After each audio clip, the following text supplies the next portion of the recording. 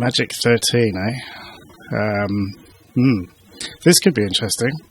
I normally consider 13 to be my lucky number, but we'll see tonight whether that is the case. So hello and welcome to This and That 13. Let's hope it doesn't go like Apollo 13. And without further ado, let me introduce you to everybody else who's come along this evening. And the first one up is Merle. Good evening, Merle. Good evening, and the pleasure is all mine. I'm proud to be here. You're looking nice and Christmassy there. This is good. We're getting into the Christmas spirit, I think.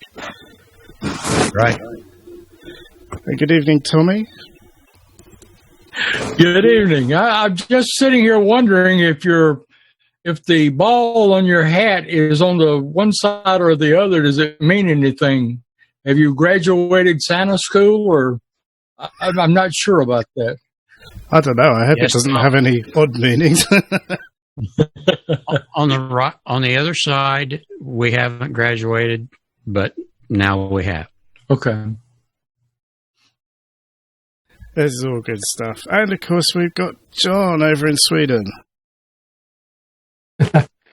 Good evening, guys. Nice to be here. And you can see I have the Christmas spirit with me, but obviously the camera can't record that. It's not red's not good on your camera then. Nah, I'm using a red screen, you know. Ah, of course. I should have thought. Excellent. So it's great to have everybody along, and we're hoping to be joined by Martin off-grid somewhere as well later during the show, so fingers crossed that Martin will come along. I'd like to say hello to everybody in the chat room. Thank you for coming and joining us. This evening's show, well, you can tell really that we're getting sort of a bit Christmassy now. And I have to say, I had an interesting thing this morning.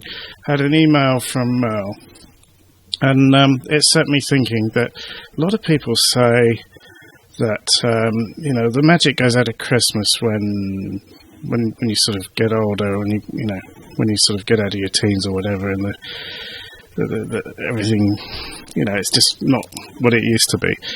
Some people enjoy. I mean, I like to enjoy Christmas. It's the festival time of food and drink and stuff like that. It's food and drink that you might not eat and drink the rest of the year round, that kind of thing. But for kids, it's presents. And I learned something today, that it's the same for people who do live streaming, because we get lots of toys to play with and bits of fun. And I'm just going to hand it over to Merle now. He couldn't sleep last night. I wasn't going to tell anybody. Thanks a lot, John. Yes, I ordered a piece of streaming gear, and it was delivered on Saturday, and I wasn't here to accept it, so it had to sit in the post office all day yesterday and all night last night. All alone. And I didn't sleep well. And I got up at 5 o'clock this morning, and I'm a little tired. So back to you, Giles. Oh, well done. I'm just loving it that the spirit of Christmas is still there. Yeah. So, who's saying that? We need to hear more about that. We need to hear more about that, what you've ordered. You're not getting off the hook that easy. You need to know more about what? What you got? I got a new-to-me camera. It is a Canon HF S30. Now, it's about a 3-year-old camera, I think. But I'm told now by a good source, and his name is Martin, that the next jump would be into a professional camera. So I have to take this in baby steps. I did find, though, that with this camera, I am able to green screen this red shirt, and I had a little trouble with the other one. Not that I would ever give up my HFR 600 under any circumstances. Also, I might as well just spill all the beans just and get it over with. Also, this morning, I ordered a set of Shure 215s like you see in John's ear. I like those. I think they look very professional and, well done. And I am, I'm about to the end of my credit cards of problems. So I hope that satisfied your curiosity, at least for a while, John. It made it better. It made it better. Yes. Okay. My question is, did you caress your new arrival this morning after you got it? I held it like a little baby. And I said, look, Mother, there's not a scratch on it. It looks new.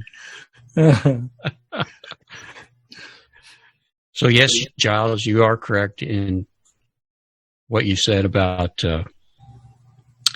we don't ever get over it. We just, you know what they say. The only difference between men and boys is the price of their toys. Absolutely. So there you go. That's a good reason to be in this business, isn't it? That you can have all the excitement of Christmas all over again, and a huge credit card bill, and it's all Tom's fault. You know whose fault? And you know whose fault it is? Oh yeah. Excellent. So, what we thought we would do for this show is just have a light-hearted look back over some of the boobs that I've made since we started doing this, and one or two of the funny moments as well. Hopefully I can learn. It's going to be a long show. You're right there. You're definitely right there. Oh, hold on. The boobs you made, not the ones I made. Okay. We're done in 5 minutes. Yeah, that's right. So, well, let's play the first clip and just see what happens, shall we? So, here we go. This is using the new vMix 18 playout feature. Let's see what happens. Not quite as much as Firefox, but time will tell, at least, and we'll see where we end up with the thing.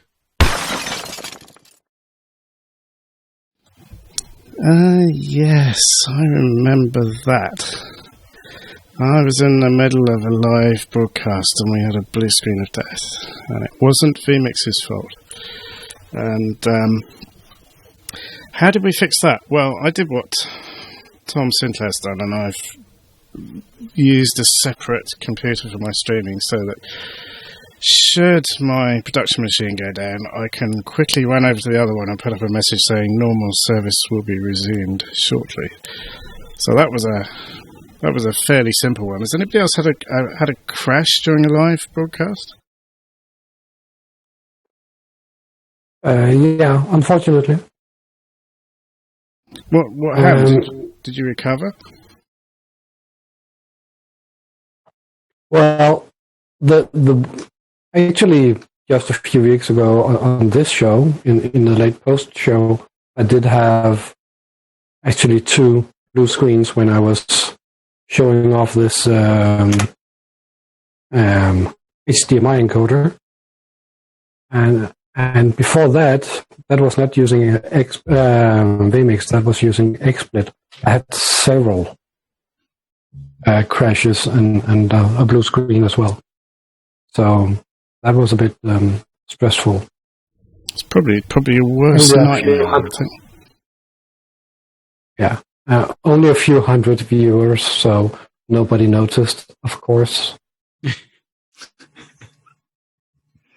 It was horrible when it happened to me. You just think, oh my God, because you've lost it. And, if you're off long enough, the stream closes on YouTube as well, and then everybody has to reconnect, and that's really bad news. And I just thought, I'm not having that happen again. Any other comments on that one? Yeah, John and I were so embarrassed when you did that. We just hung our head. You're quite right too.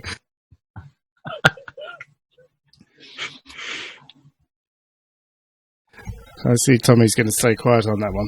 Okay, we'll go for, let's go for clip number 2 then. Play out servers working so far. Do this and that, which is our spontaneous tech chat show. And I'm joined this evening by... yes, did you spot that? Of course. People on Zoom can't see it because I'm not playing it to them. I ought to actually, while we're doing this, I'm going to switch my output over to there so they can see what we're actually live streaming. I'm going to play that clip again. So you have to watch carefully. And that, which is our spontaneous tech chat show.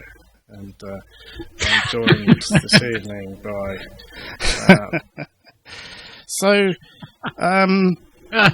I thought I would learn the first time, but apparently not. This one's even worse. You can see... Oh, God, this is terrible. Hello, and welcome to another episode of This and That. This one's a special one. It's we've called this the... I'm not Merle. This is what comes of playing with the things, isn't it? Just before the show and not having it set on your own name. So there were several things went wrong there. That one was a complete disaster, really, because if you actually look at the beginning of that clip, you can see that it comes up pre-show and we were in the main show, and the titles were coming up when that first came up, and then I got the wrong title. And what had happened was I'd been playing with the data sources in vMix and showing how you can change the lower third, and here I've got the lower third that I can change. Now, the information that's in here is actually in a spreadsheet which anybody can update, or anybody who I've got access to. So I can just press the buttons here on my little APC Mini and change through them. Obviously, you do it in preview, not live on air, but I'm just showing you so you can see. And I'd been demonstrating this before the show started, and then we pressed go, and of course I'd left Merle's credit on and not mine, and so I fixed that by having a fixed lower third with my name in it, so that I couldn't do that again. But it took twice for me to actually know. I didn't even notice it the first time. I don't think. It was only when I was going through the videos to make these clips that I spotted it. Anybody else had any disasters with lower thirds?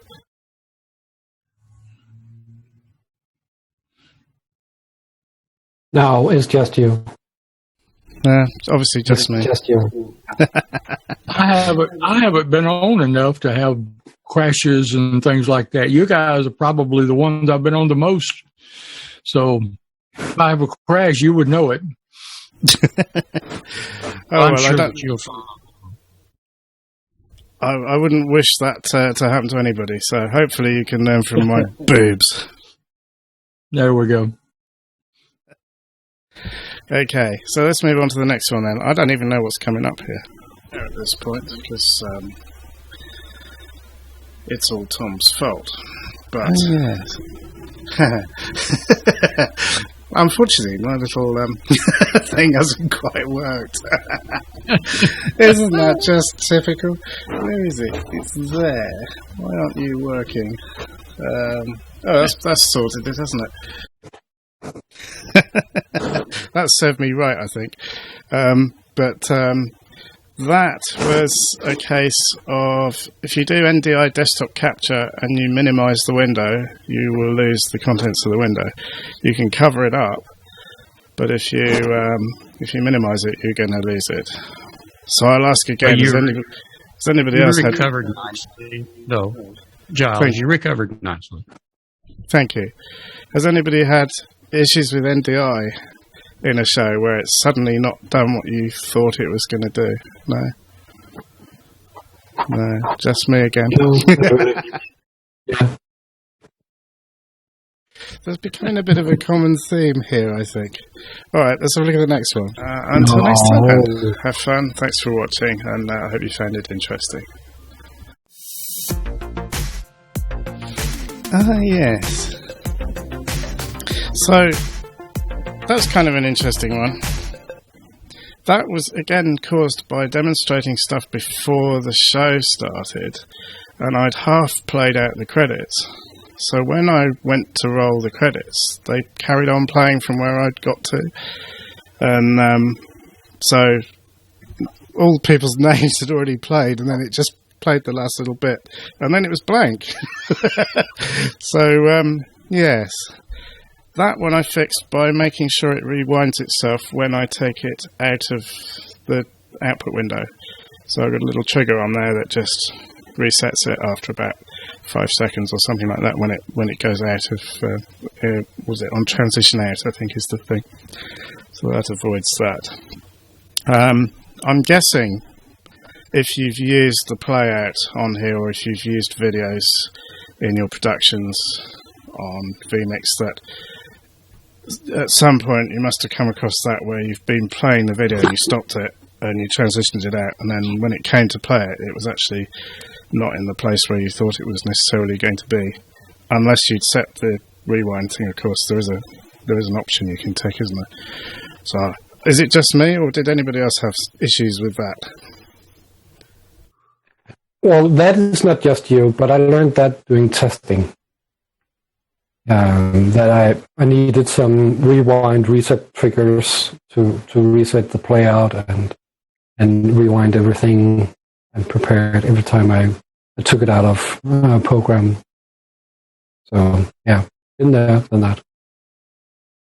Tommy and I don't have that issue because we only appear on shows where someone else is doing the switching. Yes. Yes. Yeah, I think that seems to be a good technical policy, actually. If you do that, that seems to work, doesn't it? We have less problems that way, yes. Yes. I'm with Merle on that. Well, unless it's me controlling it, and then you share all the problems, don't you? But sometimes, of course, we have our funny moments, things that are deliberately planned, and here is one such case. Martin, I have lost video and audio there for a couple of seconds, and I told Giles to be sure and let me know before we go live, because I've been trying to get with him all week. I had forgotten who the guest is, and I've tried to go through my notes here, and every time I ask Giles who the guest is, he just keeps saying something about some idiot, and I'm just a little confused, and I'm having a little trouble with my writing too. I'm not reading that too well. But Giles, if you can help me out here, I'd really appreciate it. All I see here is some idiot, and then I've got Tom Sinclair's name written here as well. So, oh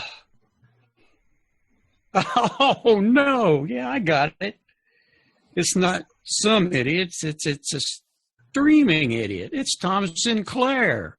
Hello, Tom Sinclair. It's good to see you. Merle.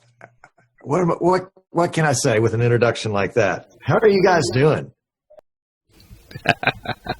And that was, of course, when we did a co-broadcast with Tom, and it was an honour to do that. Tom didn't think he was going to be on tonight's programme, but there we go. That was good, Merle, and that was planned. Well done. You deserved an Oscar for that one, I think. And I think he's still speaking to me. I hope. Let's hope so. Merle, if Tom is still speaking to you, what gets me is he's still speaking to me.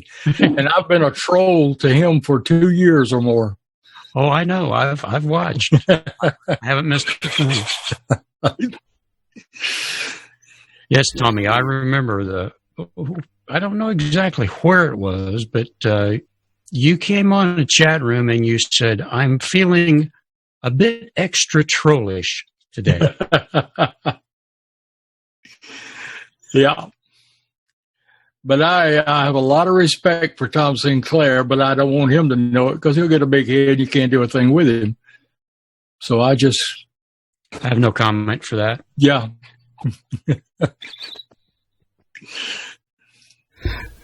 Dear.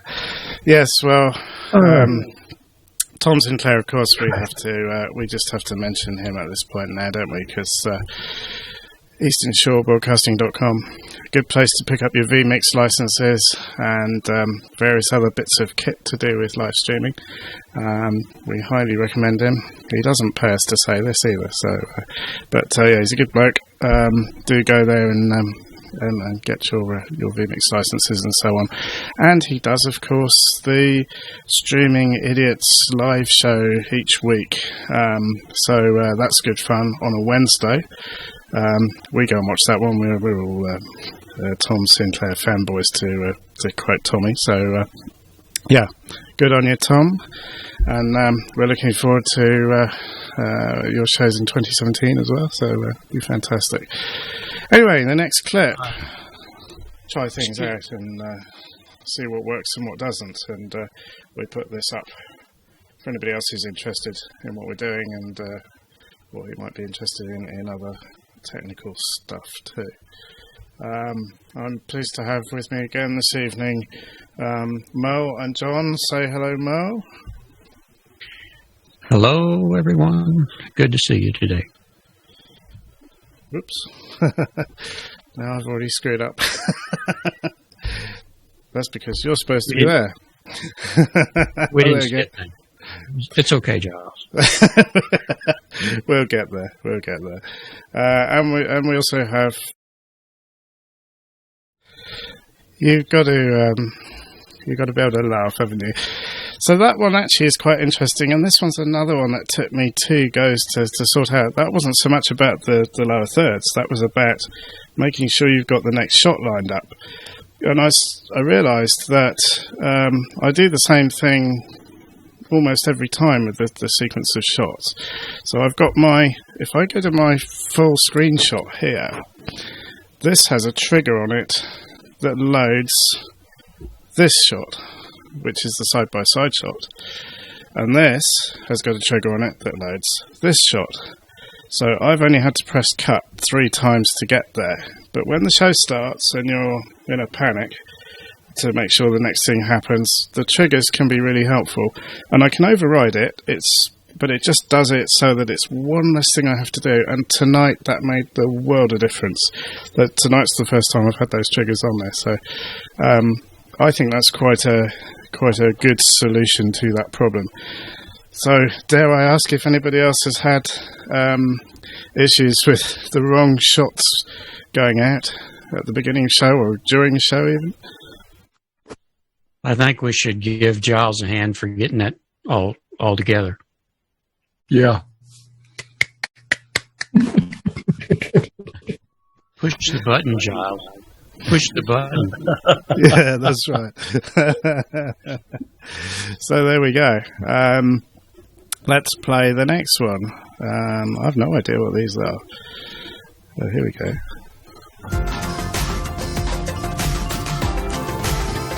Oh yeah, listen to that cacophony. Hello and welcome to This and That, episode 12, and it's Christmas time. This is actually last week's show, and at the beginning of the show I played out music on the live stream while we were getting set up, and I started the show without switching it off. So for the first 12 minutes or so of the show, there was music playing underneath us, which you could have been forgiven for thinking was deliberate, and I hope you did think it was deliberate, because it wasn't meant to be. It was a mistake. So I've now got a pause trigger on my show start button that stops the music as well. And I think what I'm starting to illustrate here is that actually the triggers can be really very useful, but as you saw a couple of clips ago, they can trip you up as well, so you've got to be a little bit careful with them. The worst thing I've found is if you've got a trigger that's got a big delay on it before it actually triggers, because if you go from one shot to another quite quickly and the trigger doesn't have time to take place, it will still happen. It'll just happen on top of the shot you weren't expecting it to happen on. So it's it's a mixed bag, but I think if you do it right, it can be helpful. Does anybody else use triggers? John? Yes. Yes. And Tommy does as well. I'm learning triggers right now, and I thought I had one set up for this one with the audio, but I didn't, so I've got to go back and do some more. But yes, I'm learning the triggers. Excellent. That's really good. And they are so useful, I'm sure you will find. Martin. Yeah, Martin's just joined us. I've just unmuted him. So, John, you were nodding yes as well. Yeah, I mean, as I said before, I use triggers for resetting playouts and triggers for overlays, triggers for switching off overlays, triggers for whatever I can automate using triggers so I don't have to think about it, basically, which is the purpose of using triggers in the first place. But as you know, for the roller derby, we have these scoreboard overlays, and I keep switching to an overview or selecting an overlay that disables the scoreboard. So obviously, the first thing I learned was to set up a trigger that would ensure that the scoreboard would be on the primary views. Quickly followed by advertisement and stuff like that would turn off the same scoreboard and remove other overlays that I may have active. So, yeah, I think triggers is a huge feature in vMix. The only downside is that it's very easy to get lost in them, and I would like to be able to copy triggers between inputs. But I guess you can work around that.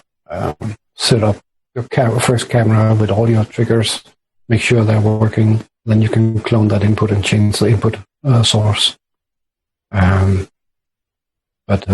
it takes a lot of testing and adjustment.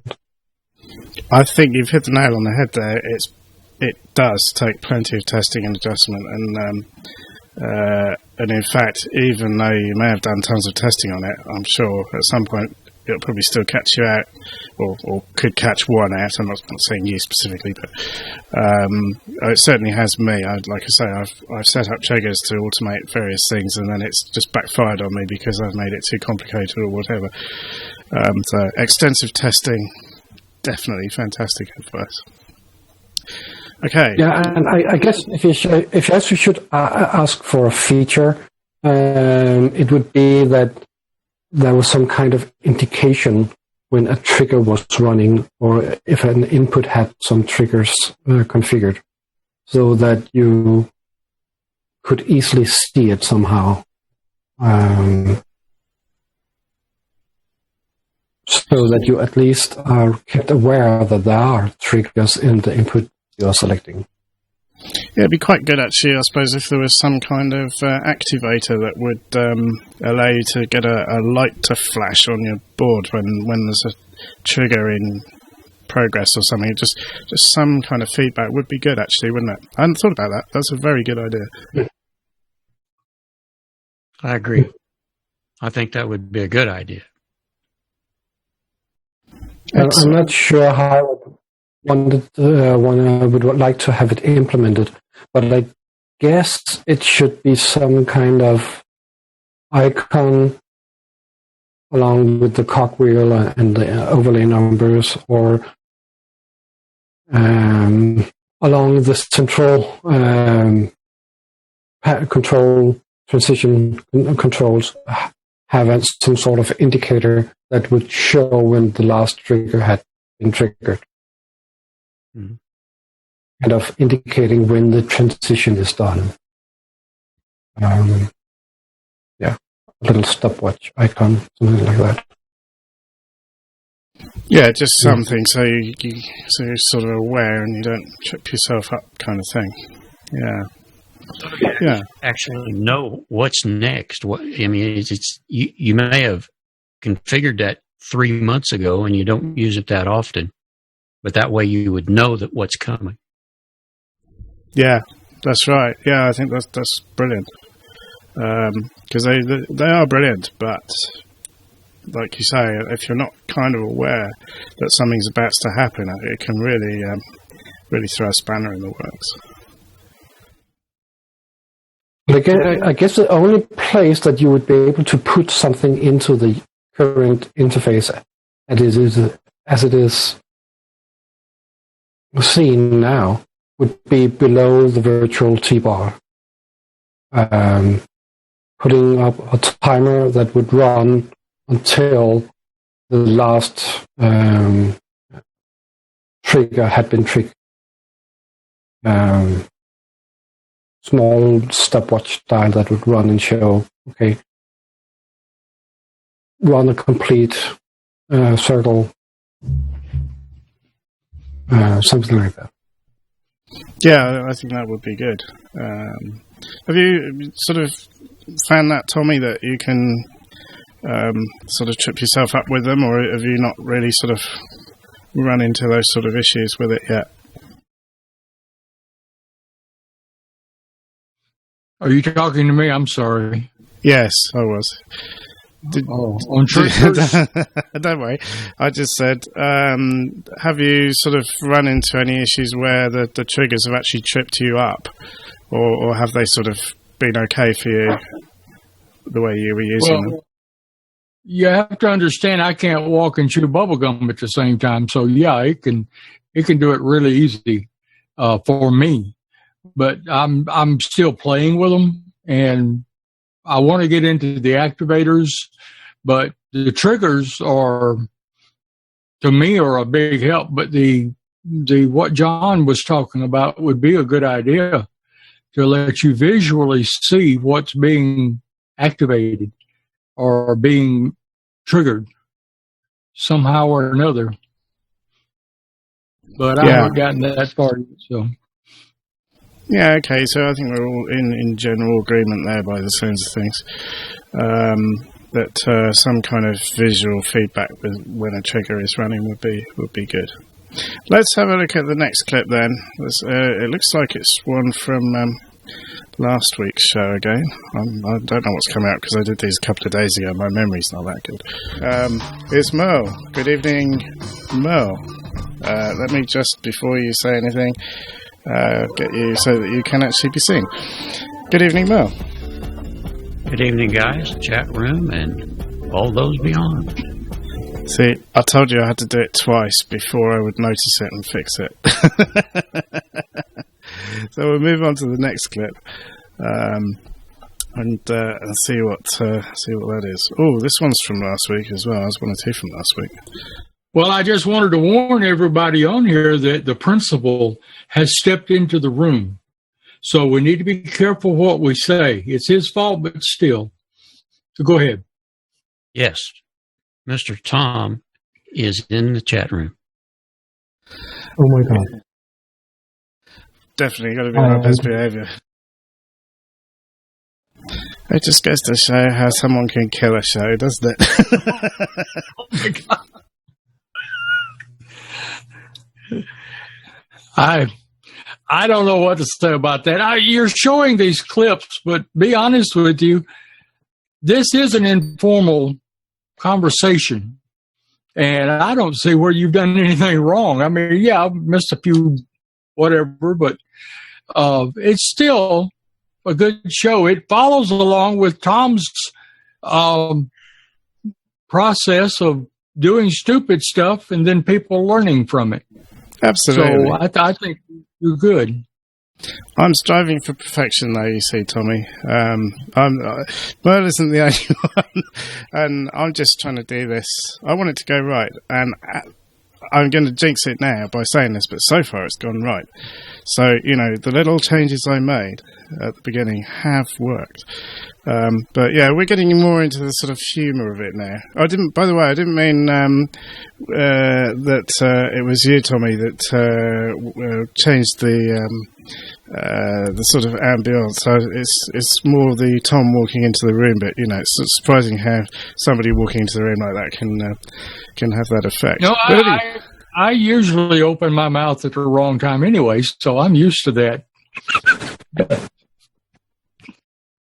And of course, I can add it on different outputs as well. I could even put it on top of myself, like this. That makes it, well, weird. Spooky. I'm sorry, but I probably shouldn't say this, but that looks like a movie of sperm swimming around.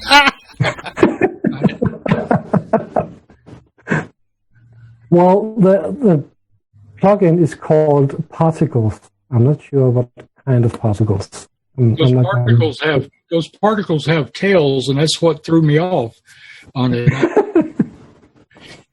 Well, now, Tommy, I thought it looked like little tadpoles, but Yeah, okay, there you go. Yeah, tadpoles. That's the family-friendly version. Yeah, that's the before 9 p.m. watershed one. You just See, I opened my mouth at the wrong time. Into that one, yeah. Now, this next clip, this is quite appropriate, really, because the person in it will hopefully be joining us soon. So I'll just play it anyway.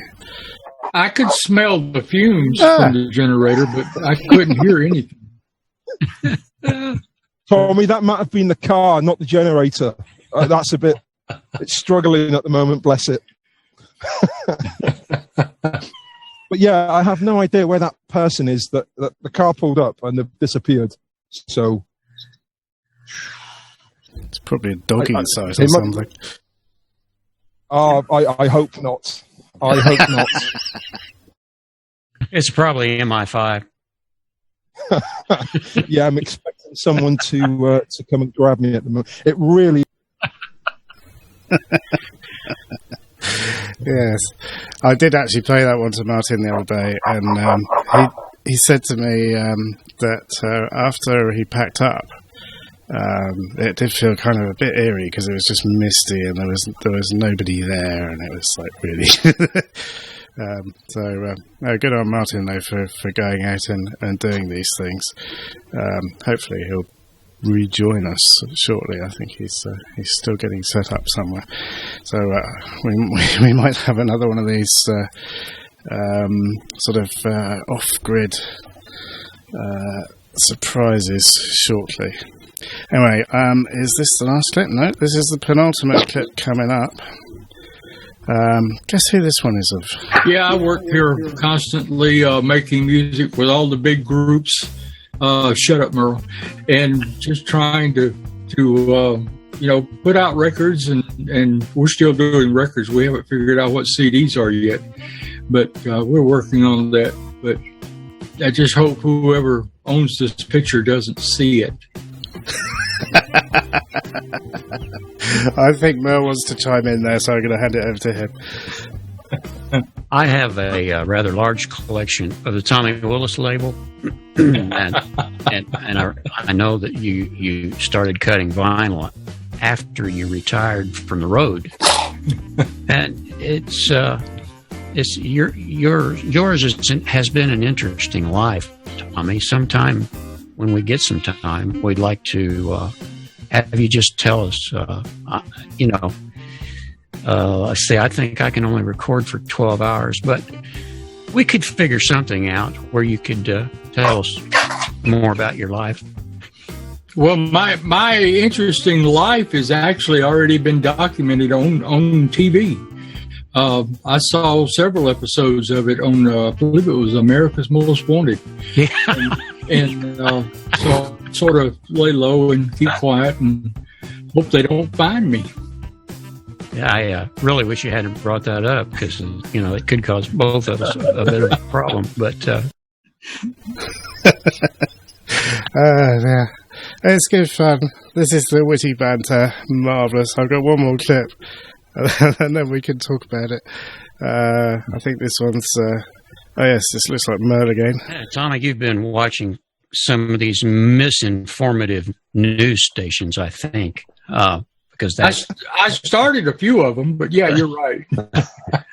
Because that is not true. However, there's always, well, no, there's never smoke without fire, or fire without smoke, something like that. So there we go. There are just a few of the little clips that we've of some of the funny things and some of the things that went wrong in the show. I'm gonna shut up now and let people say whatever they're thinking. I think I'll go to Tommy first, as he's here. Uh-oh. Well, like I said, I think you're picking on me, so I'll probably sull up like a possum and just sit over in the corner again. But if I don't, I would like to say something about the music industry that I was in. I got my start running sound for a heavy metal group. Good guys, I enjoyed them. They were really great, but they just played the wrong music. But they wanted me to run sound for them, so I did. But I found out in heavy metal, what you do is you walk in, get everything set, turn it wide open, and walk away. The easiest job I ever had. And that was how they played. So that's probably why I can't hear right now. But good sound advice for people who need training in audio, good practice for their VMix productions there, Tommy, I think. Yes. If you're going to do a live streaming of a heavy metal group, turn it wide open and just sit back and enjoy. Or whatever you do when it's heavy. Yeah. Well, the guys that I was doing the sound for were excellent. They would jam, and they would jam blues. Now, I love blues. And they were so good at it, they could have worked every weekend, but they were just determined to do the screaming heavy metal stuff. And because that's what they enjoyed. But they could have made money as blues players. But they wouldn't listen to me. I was too old. Usually when they played somewhere, back then it was in a bar or something like that, I was the oldest person in the room. I thought you worked with AC/DC for some time. The electric company?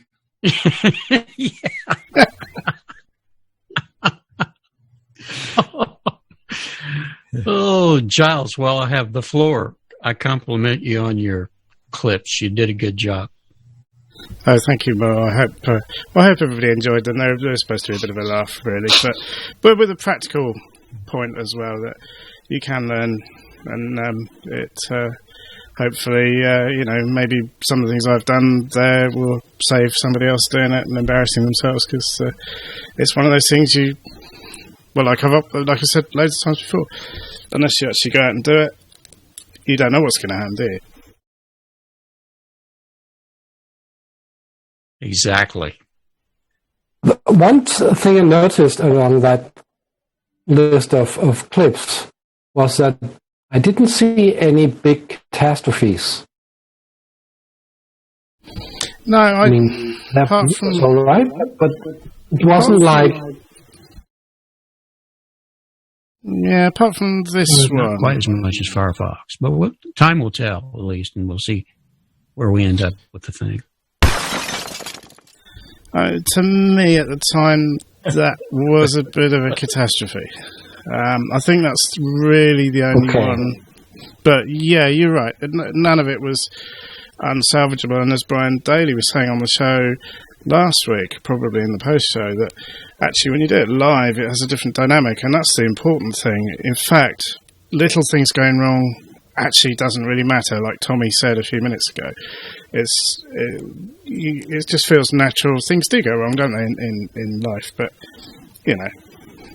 if you look back at the early days of TV, when they were live, they had the same things happen, and they just kept on going. They covered up as much as they could and kept on going, and the audience understood that. Yeah, and that's kind of where we're at, isn't it? Sorry, Mo, it's kind of where we're at, though, isn't it, over here? Yeah. Even with that blue screen of death, as I recall, you recovered that, and we were back in business within about 2.5 minutes or 3. Everyone was back into the room. Zoom was up and going, and we just went on. And that, you know, that's like Tommy said, that's just part of live TV. Yeah, and it's, I have to say, it's largely down to the quality of vMix and Zoom that we were able to get back on the air so quickly, and they're not sort of programs that require a lot of poking to get them to work. It just works, and so yeah, vMix is definitely good stuff. You didn't have to wait for other equipment to warm up and then start back and reboot. You just went with the computer and you were there. Yeah, fortunately, it's a fairly quick computer, and it takes maybe about 30 seconds to boot. So it didn't take too long, but it felt like 3 hours, you know, to me, because I was rushing around thinking, oh my God, I got to get it back quick before the stream dies. And I'm not sure if we recovered the stream or not. I have a feeling we did. I think I just got to it in time. But I learned from that. I just thought, I'm not having that panic again. I'll just have another machine. I'll put a caption up saying, back in a minute or something. Well, actually, I think I'm going to nick your one, Tommy, the you'll be right back picture.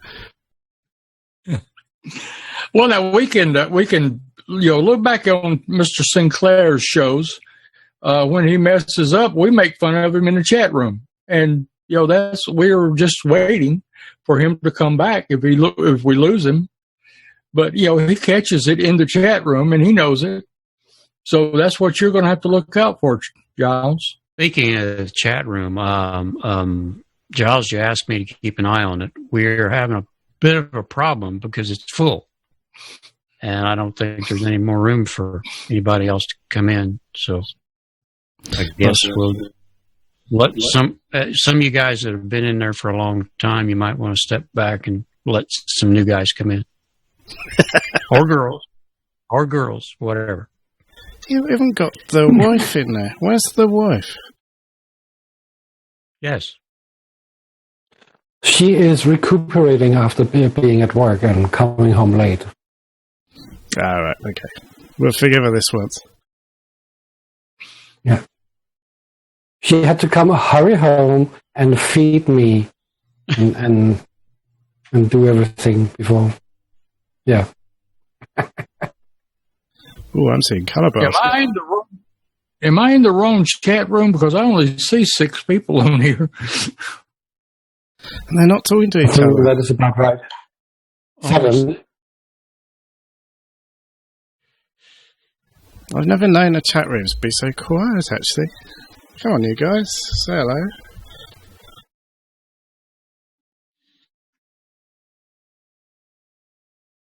I think Sam Sinclair got tired of us picking on him, so he left the chat as well. I'm not sure that anyone but ourselves are watching the live stream. Maybe Ryan is watching. I am confident that Tom showed up again. Tom could get busy at any given moment. I'm not watching the live stream, by the way. So, oh, hello, Brian Daly's piped up in the chat room. Yeah, and I guess Tom, he actually has to make working to live as well. So it's okay that he steps in and out. That must be horrible. Yeah. I just don't think I could live that way.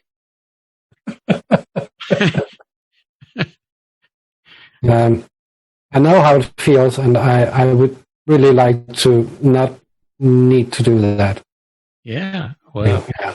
I hate having to go cut wood, but I don't like to pay for gas either. So, guy's got to do what he's got to do. That's all there is to it. And Tom has to build computers and sell vMix. We need more vMix out there anyway, so I'm sure he'll come back when he can. Let's hope so. Now, yeah, I noticed he's come back. It's weird, isn't it? It's gone again now. Anyway, Merle, as the designated person who can read, would you like to confer the chat room with us? You want me to read all those names? No, just Brian's comment. Oh. In the beginning. Oh, wait a minute. I was thinking about something. I'm sorry. God will get you for that one.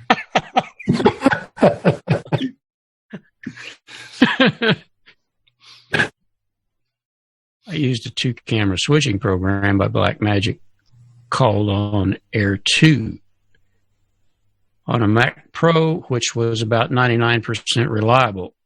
The biggest problem I had was audio. I can believe that. For sure. And John said, gosh, I'm still in the same book, I think. One of the things I have learned is that audio is surprisingly difficult to master. Amen to that. Yes. I spent about 4 days, long days, with Banana Meter, and I couldn't make it work. Just I made myself crazy, and I had to quit. And then it took me 2 more days to put everything back together to where it would work again. So, after having made a fool of myself on that. So you hooked your audio into a Banana and expected it to work. Actually, it's a very good piece of software that Giles and John are very good in working with. It's something that you can have complete control over every bit of audio that's coming in or going out. And my guess is that is the proper way to do your audio. Oh, I'll have to look at that. I don't know it. Give one of these days, give Giles or John just a few minutes with your computer, and they'll have it all fixed up.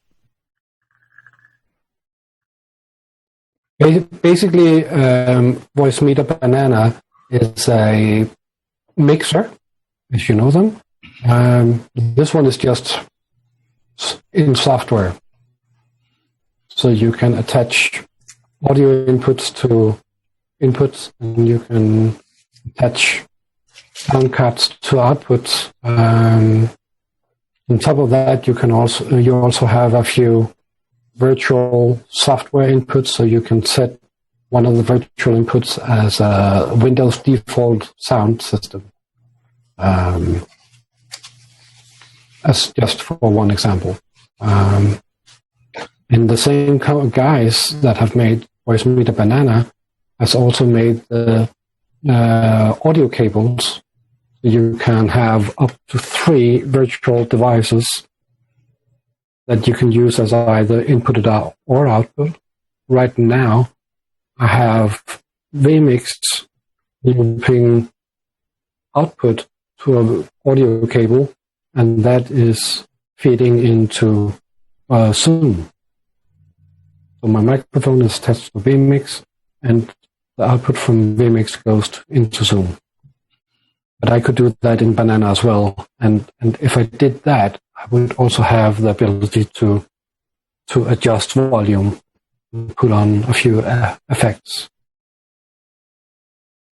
Does it give you the EQ availability and like a regular mixer? Yeah. I'll have to check that one out. But you already have that in vMix too. I can't stand for Merle to be ahead of me on stuff, so I'm going to have to look that over and see if I can get it working and Merle can't, then I will. You know, you've heard of a hen cackling?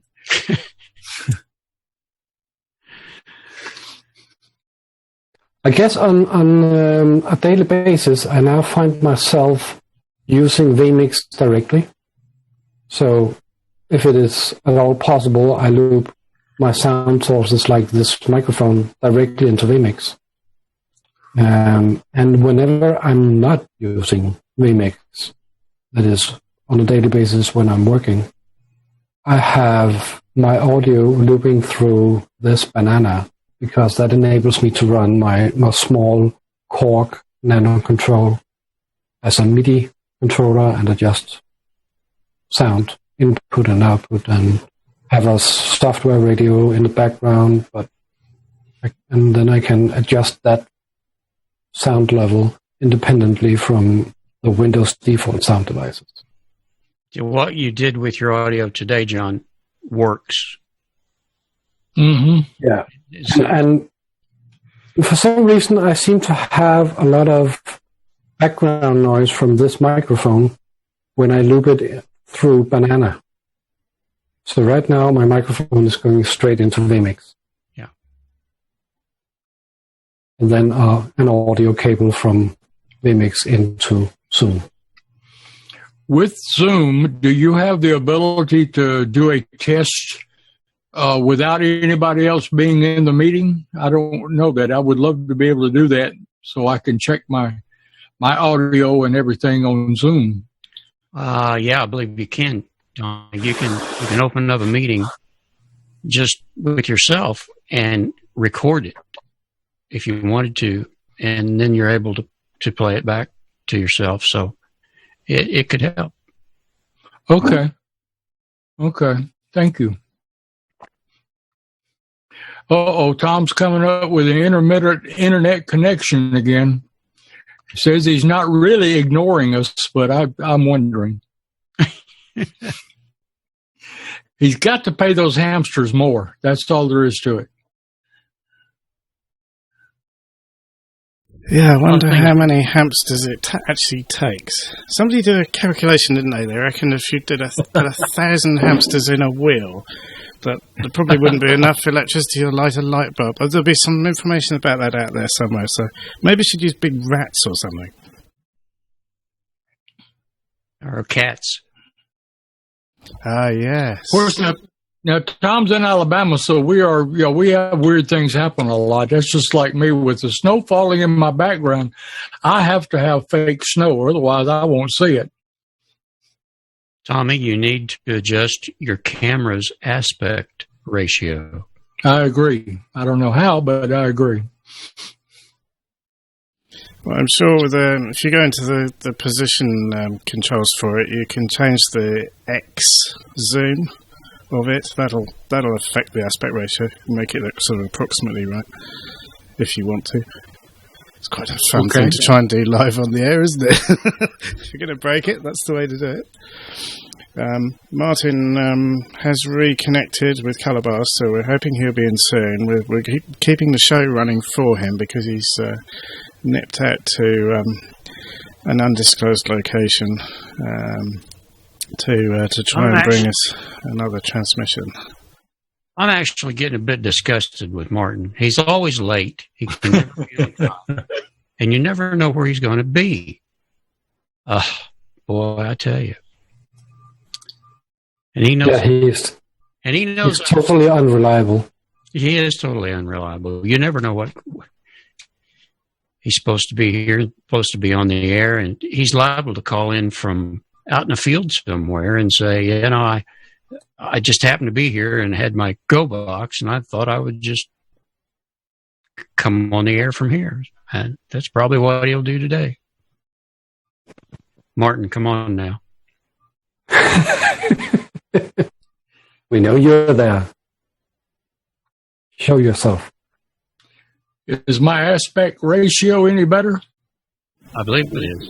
Yeah, it looks better to me. Yep. What he didn't know was that was my normal look. I didn't think you were fudging. Yeah, I thought I was fathead. Yeah, I'm still a little fathead. I'm actually a 23-year-old model, but it just doesn't come through on this camera. Yeah. That reminds me of the guy that walked into the bar and he looked like he was about 95. And the bartender said, I've been watching you. He says, I'm just curious, what do you attribute to long life to? And he says, as a matter of fact, how old are you anyway? 23. It sounded better the first time. I'll bet you that Tom Sinclair is absolutely really having a ball listening to this show today. In between telephone calls, he's had to have a couple of laughs. I just hope he wasn't on the phone when you told your joke, because he'd have been laughing at his customer. What'd I do?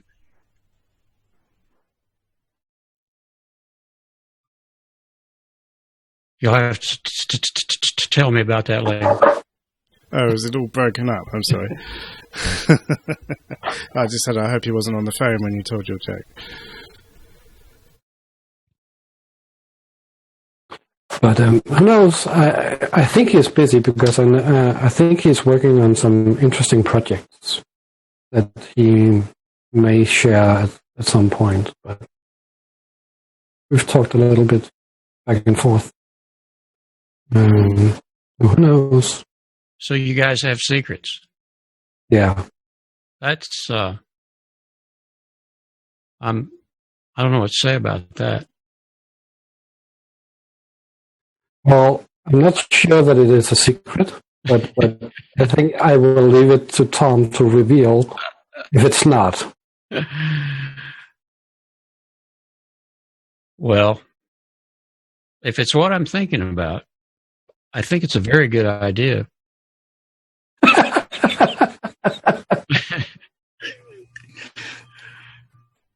Is Tom making a donut making computer or something important? Could be very important to people that don't know what they're doing, that's for sure. Yeah, I can't say for sure, but I think it involves donuts. Yes. Okay. I came close to buying an automatic donut fryer one time, but then I realized I can't eat donuts anymore, so I stopped that project. All you got to do is cut a hole out of a biscuit and fry it, and you got a donut. We used to do it all the time. Oh, okay. When the kids were little. And to this day, they think they're making fake donuts at the donut shop, right? Yeah, it's kind of like fake news.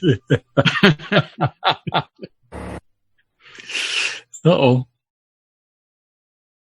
What's caliber, sound from Martin? Ooh, I can hear a generator.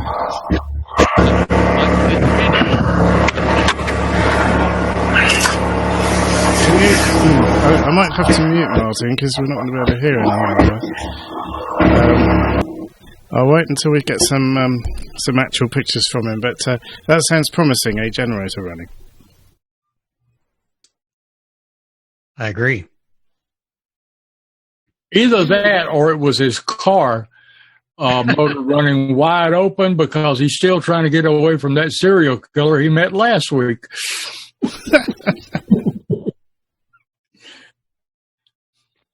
We hope not. I do too. Well, it's going to be a slightly extended show this week because, as you can see, Martin's quite close to getting on the air. I suppose the ultimate cruelty really would be to finish the show just before he gets on the air, wouldn't it, really? Yeah, but it would be funny anyway. Yeah, well, he's caused us to have to work overtime again. You mean it's all Martin's fault? It's all Martin's fault, yeah.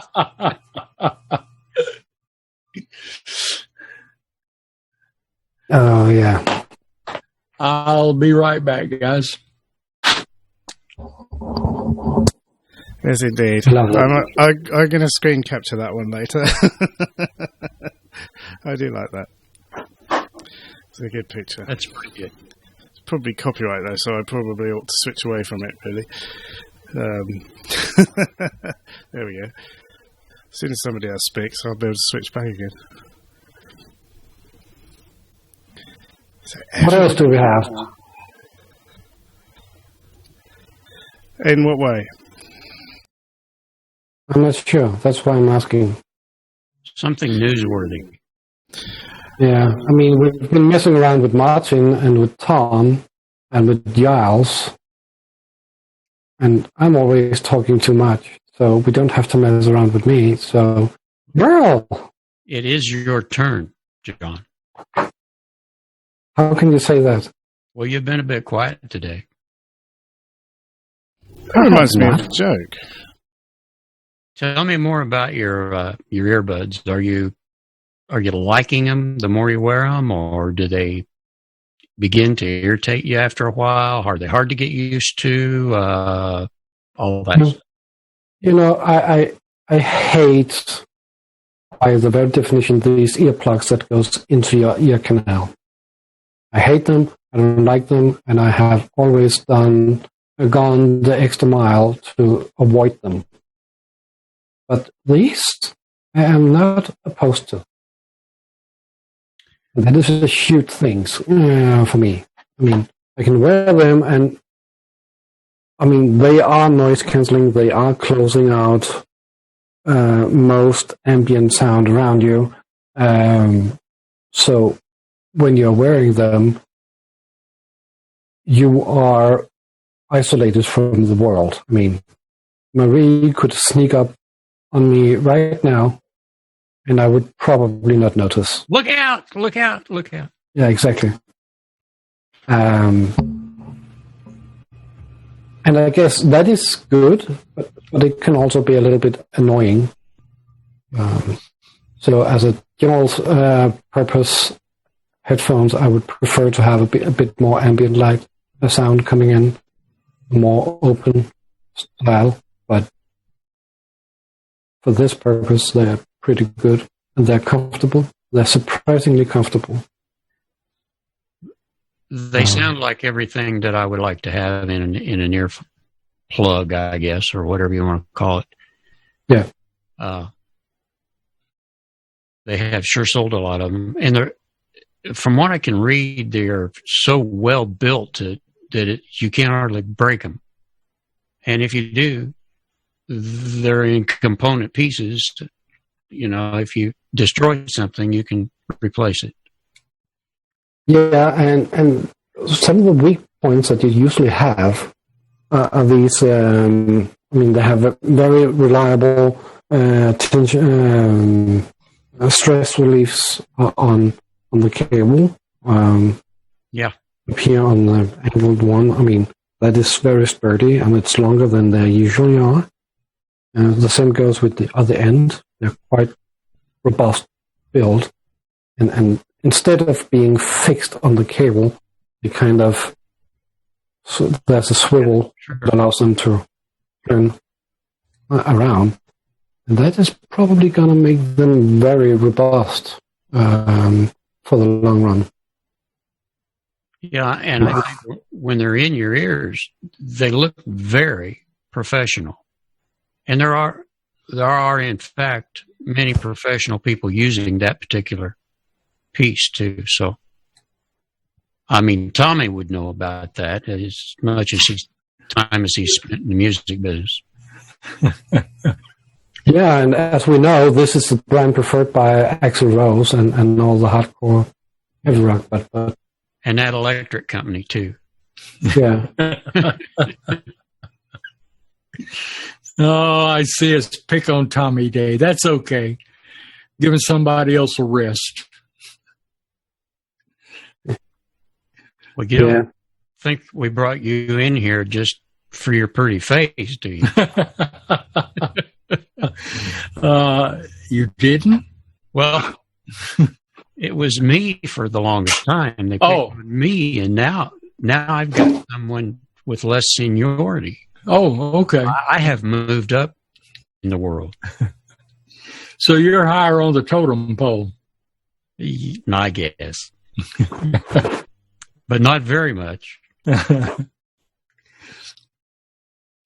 I do appreciate you guys letting me come in like this, because I'm learning a lot just by doing this. And it's helping me a bunch. That's good. We're glad to have you. Yeah, definitely. definitely glad to have you. And well, we're all doing it to try and learn something about what we're trying to do here, I think, aren't we? But it's possibly a good opportunity, actually, to mention that we've been talking about the Christmas period. We've decided we're going to keep going right through Christmas and New Year. So if on Boxing Day or January the 2nd, you're sort of full of turkey or whatever and just need to sort of bloat in front of the television, you can always switch us on Monday evening. Probably make you very unwell indeed. Very good, Tommy. Very good. And we're probably going to need a break from our families anyway. So. Yeah, that too. Yeah. It's going to be good. Actually, I wonder if Mr. Sinclair is going to be broadcasting during the festive period. Is he there at the moment? No, he's been disconnected for a second, but we must see if he's planning on going right through, or whether he's going to have a break. I'll bet he needs the money. Yeah, but maybe his provider won't have fixed his line until the new year. Who knows? I mean, it seems that they're taking their time fixing his connection. The only thing that I know for sure is that if he's here to get content for his show, he came to the wrong place.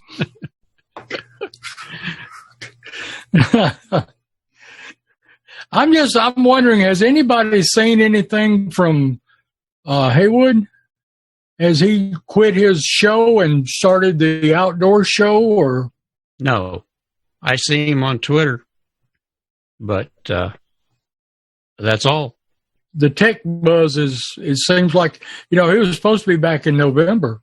I know. And it never happened. And I'm seeing some stuff on YouTube about him doing an outdoor show, which I'm not interested in, because the day I go hunting is the day they arm the deer. So I'm not into the hunting part. So he did one hunting show. It was a bow and arrow thing, I think, as I recall, but it's been quite a while. But I wondered if him and Marty may have gotten together and are busy doing some remote broadcasting for folks. Yeah. I thought maybe that could be it. It could be. So, like I say, he's still on Twitter. So Marty went into international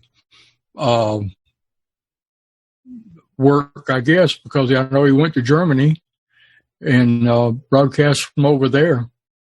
So maybe they're getting into this together. Well, if I'm not mistaken, he went to Germany and sent the stream to Stephen. Yeah. He produced the show from there. I watched that, yeah. I missed it. I would like to have seen it.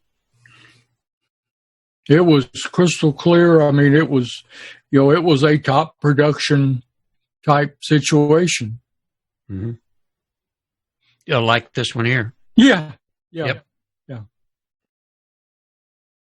We're getting Giles was laughing off microphone. I see that, but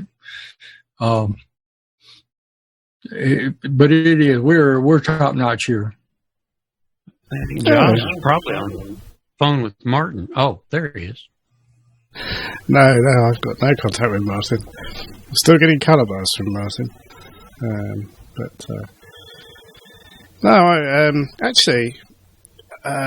I suppose this is a good opportunity to point out that we're only using 1 megabit, and we're live streaming with half of it and Zoom conferencing with the other half of it. And I have to say, when I looked at the recording of last week's live stream, which is at 480p, Martin's turned up. It actually, I was quite surprised. It didn't look too bad. You could actually read the text. Now, unmute. Ah, yes, we're going to unmute him. Right, there we go. So, I see Martin. Can you hear me? Yes, we can hear you. Oh, fantastic. I'm glad. Oh, I've had a nightmare today, boys. Trying to say, I am outside. Did you get mugged? Not quite. But yeah, I've had a real tough time trying to set up the wireless kit. Everything that could go wrong went wrong today. I'm in a little bit of an area that's a little bit prone to having some rogues that come around and break into places. So I've had no end of people stop security, asking me what I'm doing and why I'm doing it, and trying to explain to them this is what we do. It's been a bit difficult. So It's been a challenging one this week. Are you over around the East End? Not quite, no. Yeah, God, that light is really bright. I just need to turn it down a little bit. I It can looks barely okay. see. Yeah? Okay, I'll leave it then. If it looks okay. Yeah, you've got good video, good lighting, everything. You're doing good. What's the audio like? Is it like it was last week? It's Perfect. beautiful. Yeah. Yeah, it's been a long time coming doing this today. I can't even show you the setup's around the other way. The setup is in the boot of the car, and I'm sitting at the boot of the car, so on the outside. Oh, I've dropped my mouse again, and because it started to rain, so I had all the stuff out, and then I thought, how do I get around this? So I moved all of the equipment into the boot of the car, and I'm now sitting facing my trunk of the car. And doing it that way. But It's better that you get wet than the equipment. Yeah. Definitely, it stopped now. I moved it all in, and it stopped. So That's so slow. And my mouse mat and my mouse are balancing on the rear ledge of my boot, and I've knocked the mouse off about at least 6 times now, and it goes underneath the car, and I've done it again. So I now need to crawl under the car and get the mouse back. Tommy's been sitting out in the snow waiting on you. Yeah. I can see, Tommy. I can see. It's awesome. That looks awesome. Where is he? Oh, there's John. Oh, how are you doing? I'm fine, thank you. And you seems to be doing really good. I am now, but I really wasn't. Sorry I missed the show. It's taken me about an hour and a half just to stop people from saying you can't kind of be here, but it is public and trying to get wireless signal. You're in luck, actually. We haven't finished the show. We're still in the show. We specially extended it. It's an hour and 18 minutes we've been going, but we could see you were there, and we kept hearing bits of the generator and stuff like that. And I thought, yeah, we'll just keep going. It'll only be another minute, but it's the 13th show. It's the 13th show, and I have to say, so far, my bit has gone all right, and I've showed all the clips this evening of it going wrong in the past. But I had a good feeling about tonight. But number 13 maybe wasn't so good for you. By the way, I think you got some poo on your mouse mat. Sorry, say that. I missed that last piece. So I think you got some poo on your mouse mat. Oh, okay. Yeah. Or is it the banana? It might have been the banana, I could see. It was the banana. You can probably just... Wait a minute. I didn't get a banana. Yeah, I didn't either. I want my banana. Sinclair. Or Tim. Tim, I think, is the one that does that. I need to go and get this mouse back before it disappears into the wilderness somewhere. So bear with me. Before a cat comes along and eats it.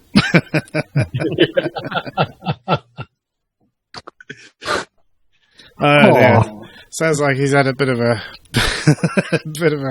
a session trying to get that working, doesn't it?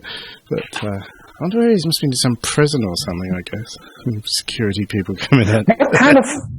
Yeah, I mean, what kind of area is he moving around in? I mean, people stepping in and claiming that he cannot be there, and I mean, they must be very scared, or he must look very Gary? scary.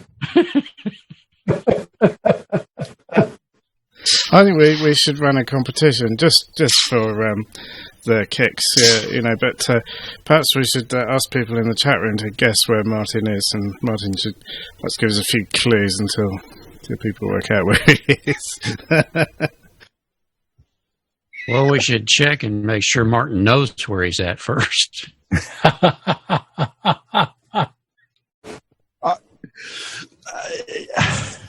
Yeah, I'm not going to disclose where I am today. I think it's best that I don't. It's a little bit.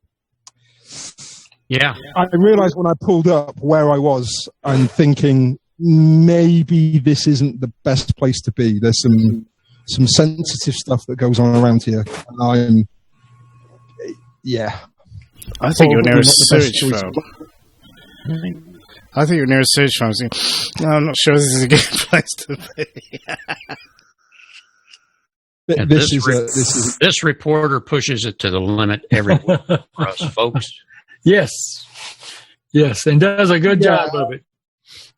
I stuck at it. I wasn't going to be beaten this week, so I apologise for being late. But it really has been an absolute nightmare today. I can't even show. The worst thing is I can't even show you this setup today because I didn't bring the SDI cables. NDI the only way to get into the vMix. I haven't got it on my iPhone. So yeah, So I found one cable in the bottom of a bag and thought, fantastic. So I've converted HDMI to HDSDI, put it in to give you this one camera. So yeah, very clear. It is today. Got to say, it's very clear, Martin. Yeah. Compliment you on your video, and your audio is absolutely superb. And I'm guessing you can't hear that generator again. It's literally, it's not far from me. It's we don't hear. So now we heard it earlier. Sorry about that. I switched the mic onto internal on the camera and not external, and so it was picking up everything that was going around. So I did notice that Giles quickly muted my audio, which was a great move. But hey, I refuse to be beaten today. Yes. Good for you. I'm impressed. You've done good. Sorry, John. Say again. I missed that.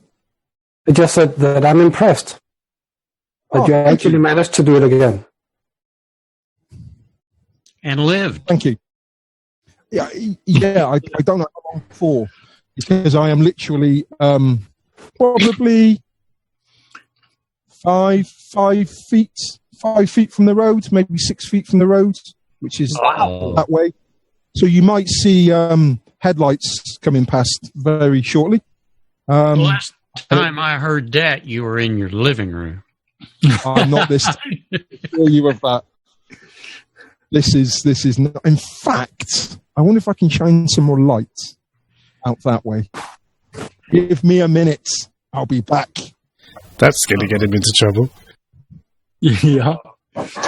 Yeah, he could only have made it worse by saying, "Hold my beer. I'll show you how it's done."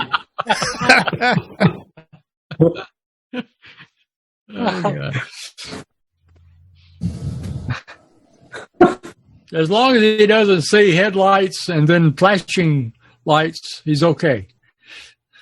Yeah, but on the other hand, if we start to see him move away, then it's because he released the parking brake and stepped out of the car, so he's trying to catch up with the car.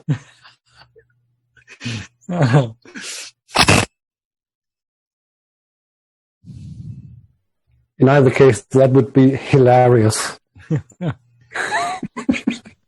Sounded like he dropped the mic. It's when the MPs come along, isn't it?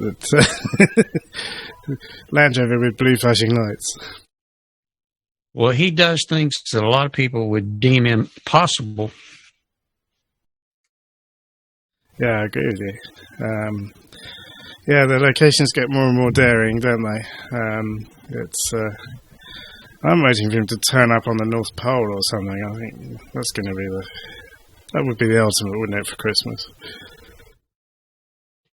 I hope he's not around something like our Area 51 here in the States. Yeah. Yeah, well, I think that I suspect that he's in an area that is just about as dangerous as the scary parts of Belfast or something like that. I mean, rumor has it that it's unhealthy for British people to show up with a camera. Wow. I did not know that. Same could be said about here, too. Well, I live in Crime City, so yeah. What can I say?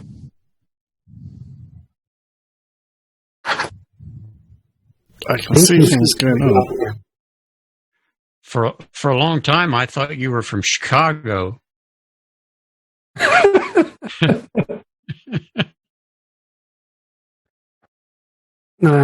But I guess you could call this the Swedish version of Chicago. It is not a big city as Chicago. I did visit Chicago recently. It's a very interesting city. Recently? You came to Chicago, and you were only 150 miles from my home, probably. Yeah, it was a little more than a year ago. Oh, yeah. We could have had biscuits and gravy. Yeah. And now we have gone full circle. Of course, John wasn't here for that. You might want to sit down, Martin. Yes, fortunately, we're not showing the ladies and gentlemen who are watching this particular shot.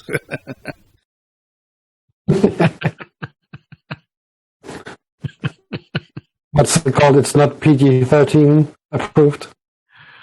Oh, God. Actually, I didn't say it was family friendly on Facebook when I put it up, so we probably get away with that. But Giles, it will take you a couple of days to upload this one. I'm not going to upload it. I'm going to cut down what's up there. So there's going to be a long program, but when I play out the credit sequence in a few minutes, after it's finished processing on YouTube, I'm just going to cut it down. So if you don't watch it live, you won't see the pre and the post show anymore, although you got a big healthy chunk of a show today because we've been going almost an hour and a half now, so hopefully it won't be too disappointing for those people who like to see the pre and post shows. But the pre and post shows are going to be available. A little while ago somebody asked me if it was possible to support us because they liked what we were doing, so at the time I had to say, well, no, I haven't set anything up to do that, but I have now. So if you would like to support us, you can through our Patreon page, which is available on our chat page. And for as little as $1 a month, you can have the edited versions of the pre and the post show. So we cut out all the juicy bits and stick them together in a program.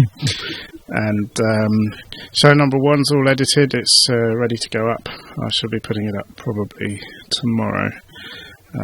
So it's very kind of you if you do want to support us, but you don't have to. But I know there are one or two out there who would like to. So thank you to those people. And all the money goes back into paying the cost of the show and buying some piece of gear that Josh may need for the production. That's right, yeah. And whatever is left after that will be used on big economy bags of mixed nuts. Yes.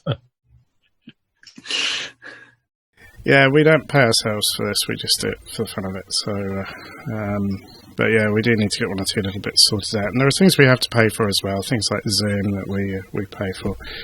And oh look, this will teach me not to keep my eyes open, won't it? How do you do this? Send. Will it come up? Yay! Thank you, Todd, for sending us our first ever tweet in one of our shows. Yes, Todd, there is a chat. If you go to stepbackintime.tv, you'll find there's a little link for chat on the web at the top of the web page. If you click on that, it'll take you into our chat room. It'd be great to have you in there. Thank you for coming and watching the show. It looks like that was only 2 minutes ago, so I didn't. But I got so used to not looking up there because we never get anything coming that I. So there we go. Thank you, Todd, for our first. Don't say that loud. Sorry, go again, John. Thanks. Don't say that loud. Don't say that we never receive any tweets. We do now. Well, we have now, yeah. You missed that because you have, 20 monitors set up there. You can't watch them all. That's right, Tommy. That is the problem. Yeah. Well, I think Martin wants to be unmuted. Oh, right, okay. Sorry, Martin. I was too busy looking at the tweet coming in and getting excited about that to notice you trying to get back in there. Did come back in. Right, carry on. I'm still doing some bits. I found another cable, so I can show you. Oh, excellent. I get light. Hang on, let me spin that round. Right. Tommy, that's one of those little junky cameras I was telling you about. Yeah. It's in the boot of my car today, so bear with me 1 second. There, right. Oh, yeah. It kind of looks like a scene from an alien abduction movie. Yes, it does. It does a bit, doesn't it? Yeah. The scissors? Yeah. Is this the Blair Witch Project? Something like that. Okay. Definitely. So yeah, that's where I am at the moment because it was raining. If I don't know if you see. Oh, you can see a little bit. Yeah. I'm on the edge. A baseball bat. Again. Oh, I've spoken to him once.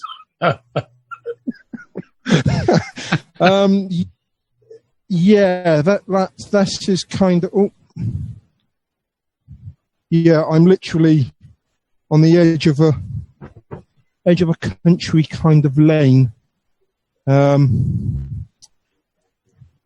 Yeah, so that's where we are. And there's an old-fashioned telephone box there as well. My generator's just there. It's not too far away. And then that is my antenna. It's my mast that's up, which I'm managing to get some signal today, but it hasn't been great.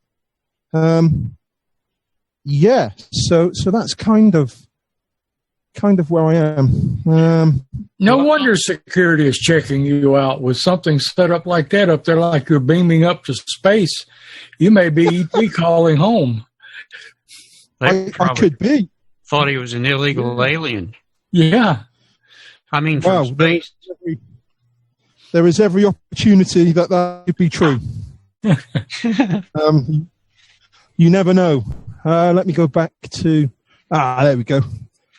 I'm going to have a seat now. Take this off. So, yeah, that's kind of... Oh, that's where we're at. I've lost my headphones. There we go. That's amazing. I managed to get something running today. Just the other way around. So everything's in the car and I'm on the outside. Yeah. Well, I think you deserve a raise for all the work you went through today. Yes. Yeah, 20%. Lovely.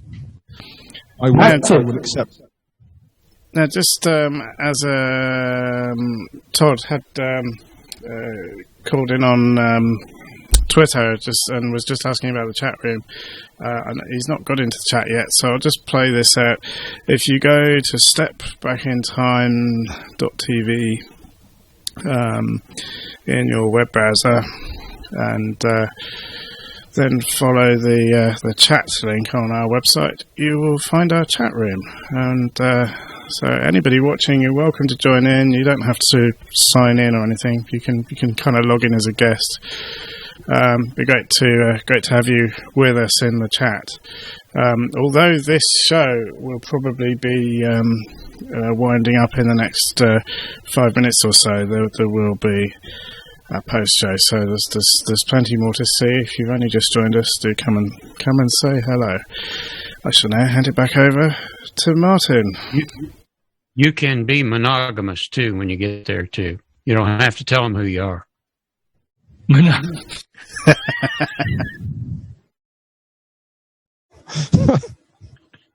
Oh dear. What kind of headset are you wearing? The Sennheiser ME3 headset today. And then I've just got a pair of Sony headphones on.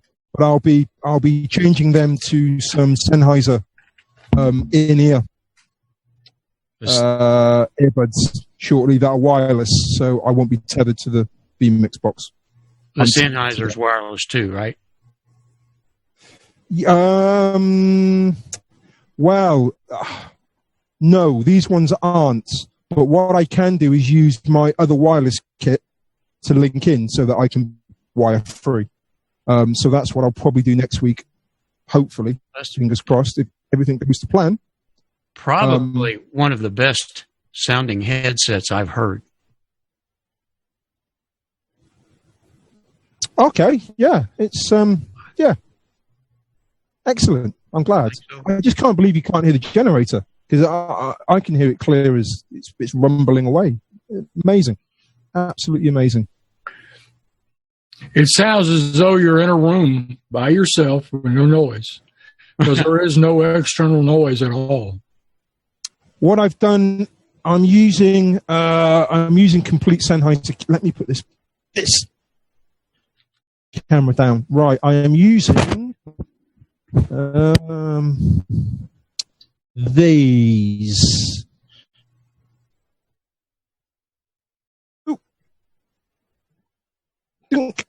So I'm using a set of Sennheiser EWs. No. Are they yeah, they are EWs. And I've got the gain set really low on them. So the dB on this I think is minus neg 30, I think I set it to, which pretty much ignores everything around. It's close enough to my mouth to work. Neg 20 brought in a little bit of audio, but neg 30 seemed to be ideal at reducing all the background noise and making me sound pretty clear. So the receiver is set at neg 30 and the transmitter I think is slightly less. But yeah, between messing around with it, I managed to get it hopefully sounding pretty good. Yeah. I'm certainly not hearing the generator. Sorry, say that again, John. I missed that. Sorry. I think it's perfect. I mean, excellent. Your sound is there's no background noise as far as I can tell, and the dynamics of your sound is really good. It's just a bit marvelous. amazing, to be honest. That's what I wanted to achieve. Again, Merle? For where he is, it's especially good. Yeah. Yeah, so it's going directly into my my Canon. I mean, Canon camera. Quite My honestly, XF305. I wouldn't care if I sounded like that from where I am. Really, it's that good. Yeah. Brilliant. Oh, I'm happy with it. But then again, an EW kit is not cheap, I can see. Ouch. No, it's not. No. It's not cheap at all. Yeah, it's not cheap. I have three sets. I have 2 portable sets, so 2 of the packs that I showed you, and then I have one which is a base station and a plug-in transmitter, so I can plug it into an XLR microphone, plug it onto the bottom, and then have the microphone kind of wander around. And I use that sometimes for reporter type things. So I'll give that to a reporter, and then I'll operate the camera, and they'll be off interviewing whoever, and there's no wires to be tangled with me, and I'll just send it straight back to the base station and bypass me completely. So it avoids a... I think if I could find a job like yours, Martin, I'd go back to work. It sounds to me like Martin is the one we need to go to for the loan. It's fun. It sounds like he has a fun job. Yeah. Yes, for the loan, for our startup project. Yeah. Yeah, probably. A donut making computer. Yeah. Well, you realize, though, that Martin was not born with a silver spoon in his mouth. It was platinum. Oh, dear. If only that was true. If only that was true. Yeah, he's working out. He's working out of the back of his Ferrari. Yeah, but that's okay. Yeah, you'd be surprised how much of that equipment that he can sell from that place where he's at. Yeah, no, you're spot on. Yeah. If it wasn't for the shipping, I would have bought a lot of it.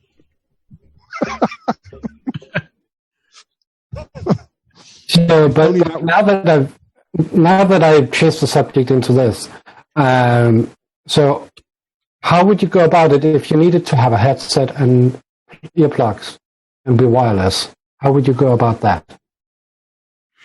Okay, what I'm doing next, the earplugs that I've just purchased are the IE80s, the Sennheiser ones. And what I'll do is I have another kit exactly the same as this one.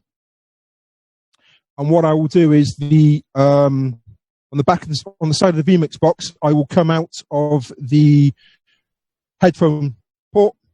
I'll go into the wireless transmitter.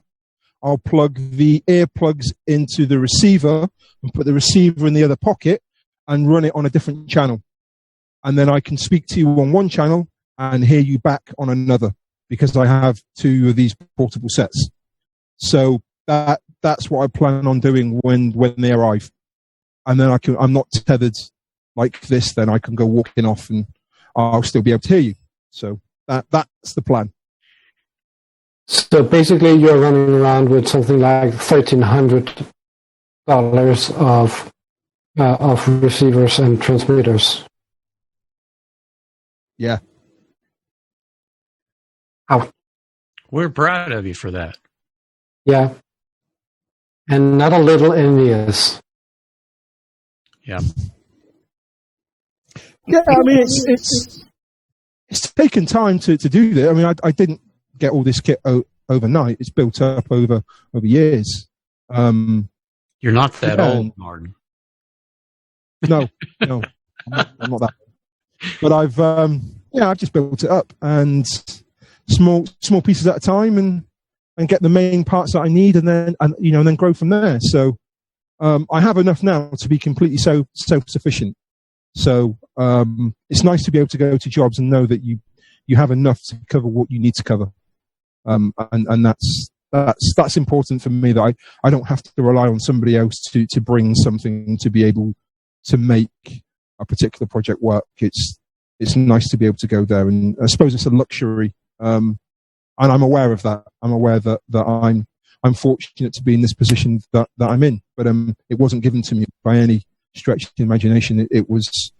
It's all been bought, and I've kind of saved and just plowed money back into what I really enjoy doing. And it's nice for me to be able to have a job that I absolutely love doing. I'm the new guy here, so would you mind telling me what your job is, if that's not personal? I'm a cameraman, I suppose. I do all sorts of different projects. I do a lot of work with at-risk, hard-to-reach young people. So they've been kicked out of mainstream schooling for a number of reasons. And some of them come from some really, really difficult backgrounds, and their family life is all over the place. So you can imagine some of the challenging young people that I work with. And I give them the option. I give them choices. I give them the option to be able to play with kit like this. And they have my trust. And in exchange, they give me trust and respect. I don't demand it. And we kind of go from there. So a lot of the work that I do is giving people opportunities to play with some pretty cool kit, but also expand their knowledge in something. And this happens to be media. I don't see myself as a teacher at all. I see myself as somebody who is able to give somebody else or a group of people an opportunity. And that's the way that I look at it. You're mentoring to these young people. That's probably a better word to use, and trying to get them to understand that negatives, failing isn't a bad thing. It's bad if you don't learn from it, but that's how we learn. So when we fail, it's take the positives from it. As long as you don't repeatedly fail, then you'll go forward. So some of the projects that we do, there may be 5 steps to the project, and I know that step number 4 is impossible. It cannot happen the way that they've planned it. That shot will not work. But it's not my place to say that.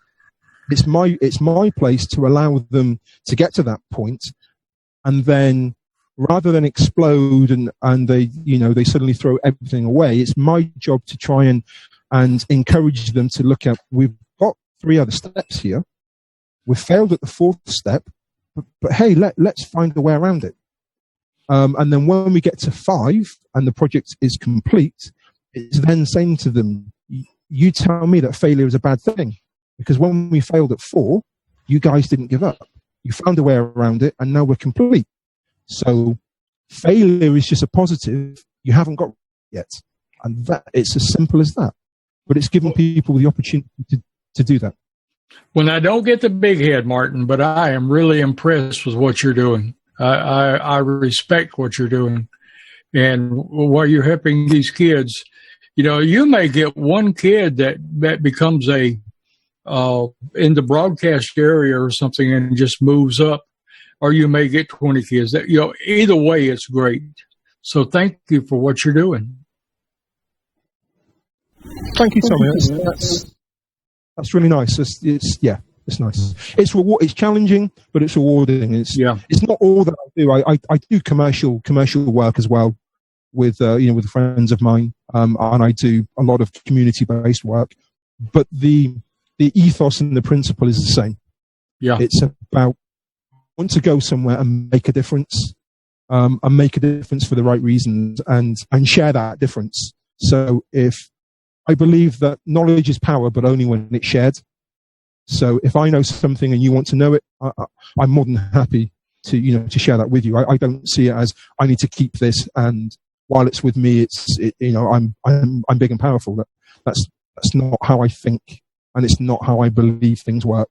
Well, now, if that's the way you feel, could I have tomorrow's winning lottery numbers? If I had them, Tommy, you would be more than welcome to them. Oh, okay. Thank you. When you get them, let me know, please. I will do, for sure. Do you know, I think that is the perfect moment to actually finish the main part of this program, because you've just summed up what tonight's program was about. Really, was to try and learn from our mistakes and try and improve from getting it wrong, and I think that's great. That's just worked out nicely. So I'm going to say thank you, everybody. Thank you, Martin. Thank you, Mel. Thank you, John. Thank you, Tommy. No particular order. It's great to have you on the show. I'm going to actually put you on the gallery view so that we can all be seen together. This was great. Thank you so much. And I hope everybody in the chat room enjoyed this. Everybody's watching it live. We are going to be back next Monday. We're going to go through Christmas as well, so please keep watching us over Christmas and New Year. We hope you'll come and have a look. We hope you'll come and have a good time with us. We'll hopefully be having a laugh as well. So I'll say good night. Let everybody else say good night. Good night, and it's been a pleasure. Compliments to Giles for the production, and especially to Martin for going out and being out in the weather like he does. The rest of us had a pretty good time, too. Good to see everybody. John? Yeah, compliments as well from here for Giles making a flawless production today. No bloopers, I think. And Martin, always so interesting. Thank you for being here, everyone. It's been a pleasure. Martin? Tommy? Sorry, guys, I was late. I was late coming in.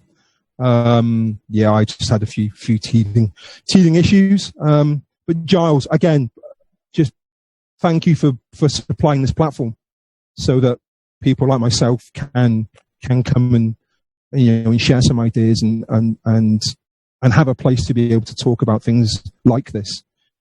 It's great, and I just think that work and effort that you put in there was fantastic. And John, Merlin, Tom, and Tommy, it's great spending time with you. Spending time with you on a Monday I look forward to it. So thank you all for what you do. Tommy, on to you. I'd like to say thank you to Giles myself because of the platform and what he's doing. The work he does, putting this thing on, it can't be all that easy. It's, you got to put details. But Martin, what you're doing is commendable. And Merle and John, I'm learning from all you guys, and I appreciate it. And so long. Well, thank you all for taking part. Like I often say, well, I hope I often say, it's all of us together. So, it wouldn't work if it was just me. So, we're going to find out now whether or not this was it's not a perfect production, but whether it was technically okay. Because I'm going to roll the credits in a second, and I did half-test them earlier. But thank you very much, everybody. And if you're watching us live, do hang on. There's a post-show coming up. This is just the end of the main thing. Good night, everybody, and we'll see you next week.